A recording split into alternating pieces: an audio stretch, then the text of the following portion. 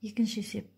Кәмпит фирмасы какаосы бар шоколадтар дайындайды. Біреуі 25%, екіншісі 70%. Екі түрлі шоколадтан 45% шоколад болатын үшінші шоколадты дайындау үшін жаңағы алғашқы екеуінен қанша қатынастарда алу керек дегенді шешіп көрейік. Онда шешу бізге керекті дайындамақшымыз біз 45%.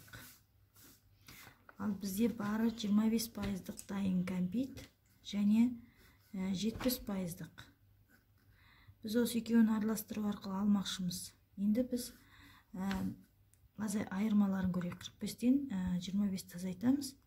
Сол кезде қалады 20. 70-тен 45 азайтамыз. Сонда қалады 25. Ал 25%-дық шоколадтың үлесін біз X деп алайық. 70%-дық шоколадтың үлесін біз Y деп алайық. Тағы да пропорция құрамыз. X-тің Y-ге қатынасы тең 25-тің 20-ға қатынасы деп қысқарту жасаймыз. X-тің Y-ге қатынасы тең 5-ке қысқартып жүрсек 5-тің 4-ке қатынасындай. Яғни алғашқы бар шоколадтардың 25%-дық шоколадтан 5 үлесін аламыз, 70%-дық шоколадтан 4 үлесін аламыз. Жауап 5-тің 4-ке қатынасындай.